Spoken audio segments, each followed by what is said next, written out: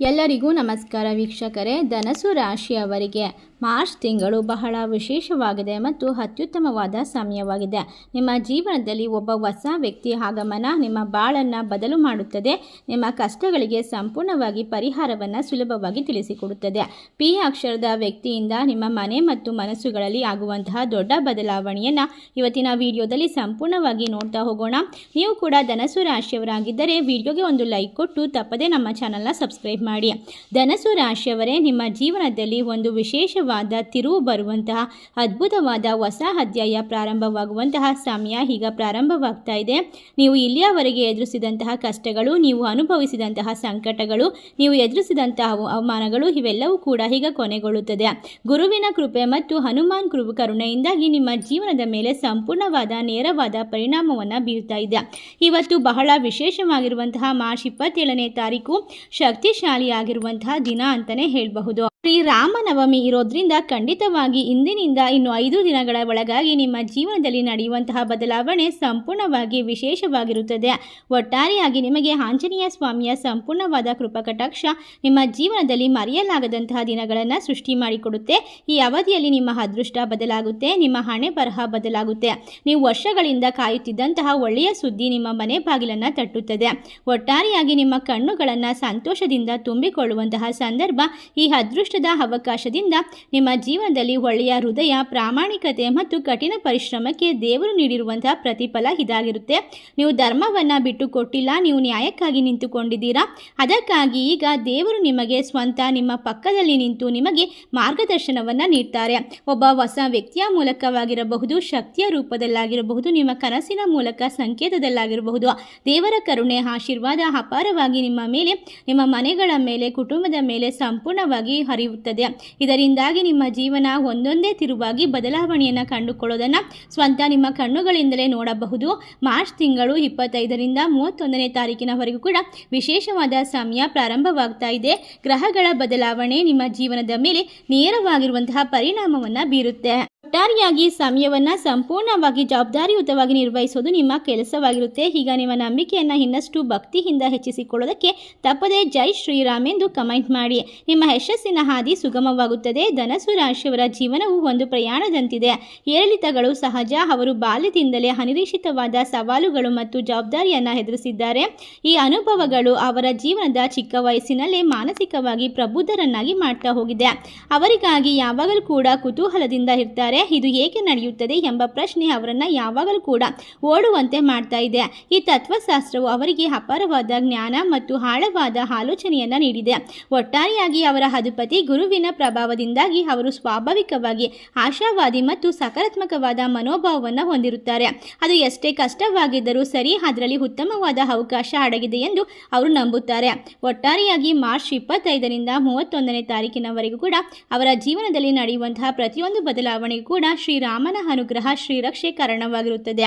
ಅವರು ಎದುರಿಸಿರುವಂತಹ ಪ್ರತಿಯೊಂದು ಅಡೆತಡೆ, ಹಿನ್ನಡೆಗಳನ್ನು ಪಾಠವಾಗಿ ಸ್ವೀಕರಿಸಿ ಮುಂದೆ ಹೋಗುವಂತಹ ಸಮಯ ಇದಾಗಿದೆ.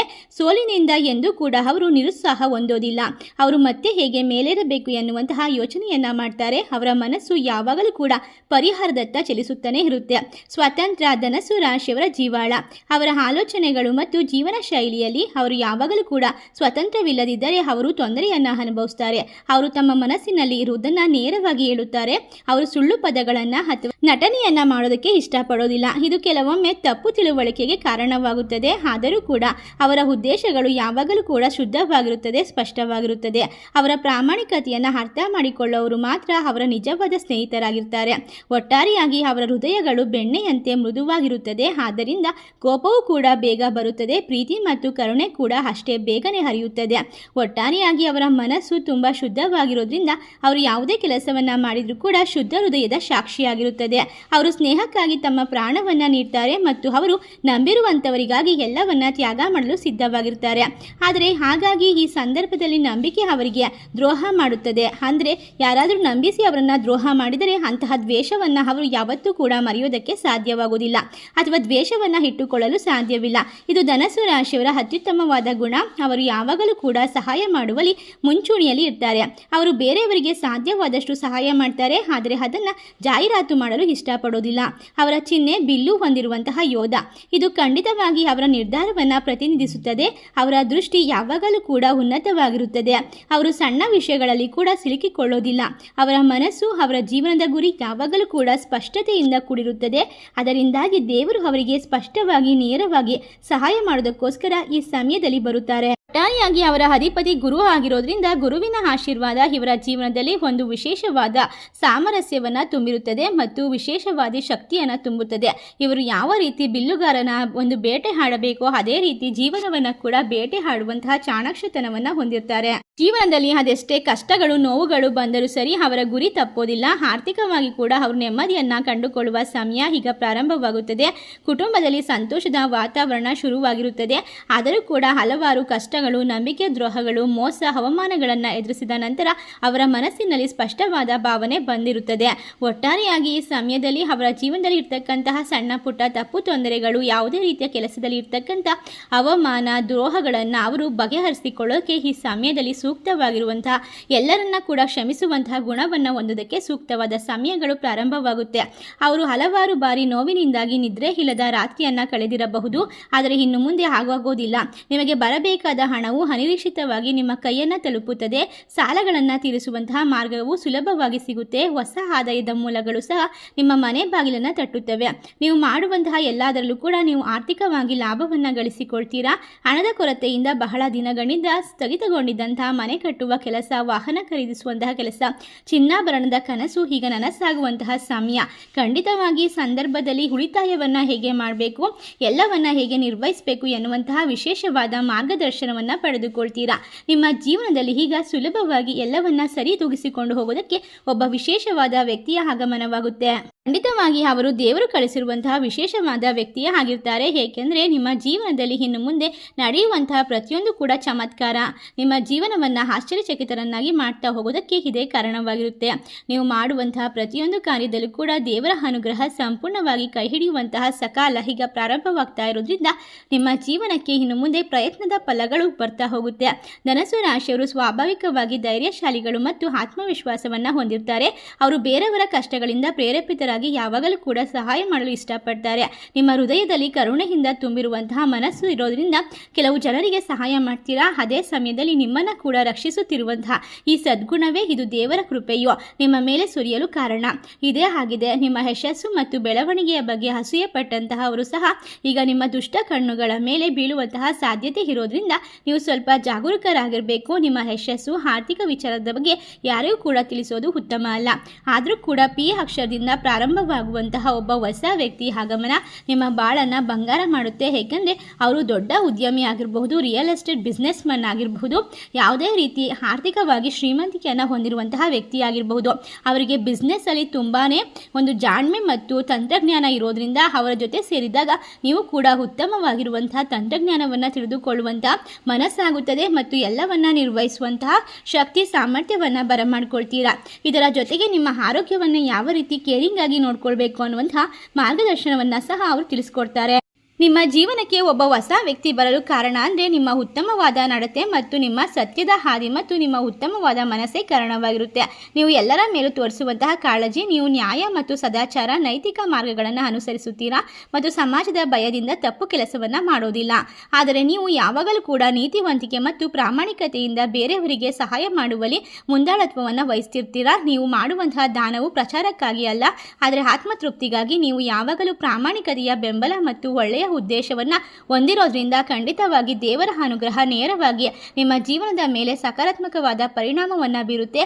ಆದ್ದರಿಂದ ನಿಮ್ಮ ಮನೆಗೆ ಮತ್ತು ನಿಮ್ಮ ಜೀವನದಲ್ಲಿ ಹೊಸ ವ್ಯಕ್ತಿಯ ಆಗಮನ ಒಂದು ಕನಸಿನಂತೆ ಗೋಚರಿಸೋದು ಈ ಸಂದರ್ಭದಲ್ಲಿ ಸಾಧ್ಯವಾಗುತ್ತೆ. ಒಟ್ಟಾರೆಯಾಗಿ ಆ ವ್ಯಕ್ತಿ ಬಂದ ನಂತರ ನಿಮಗೆ ಆರ್ಥಿಕವಾಗಿ ಮಾರ್ಗದರ್ಶಕವನ್ನು ನೀಡ್ತಾರೆ. ನಿಮ್ಮ ಮನಸ್ಸು ತುಂಬ ಶುದ್ಧವಾಗಿರೋದ್ರಿಂದ ಅವರು ಕನ್ನಡಿಯಂತೆ ಸ್ಪಷ್ಟವಾಗಿರುವಂತಹ ಭಾವಚಿತ್ರವನ್ನು ರೂಪಿಸೋಕೆ ಸಾಧ್ಯವಾಗುತ್ತೆ.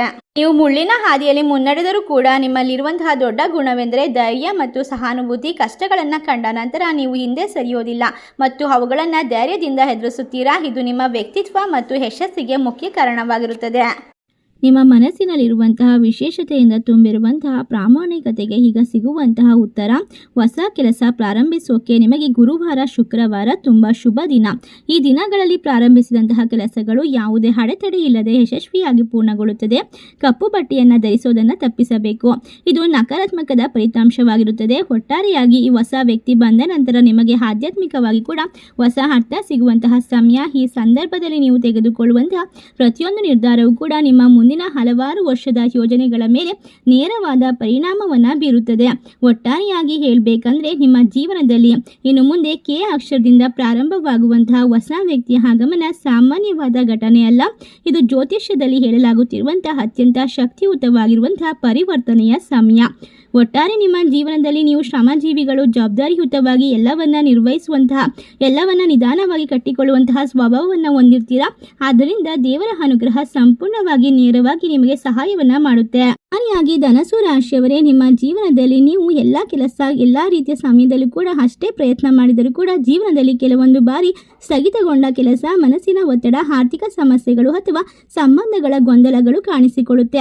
ಇಂತಹ ಸಮಯದಲ್ಲಿ ನಿಮ್ಮ ಜೀವನದಲ್ಲಿ ಪಿ ಅಕ್ಷರದ ವ್ಯಕ್ತಿ ಪ್ರಾರಂಭವಾಗುತ್ತದೆ.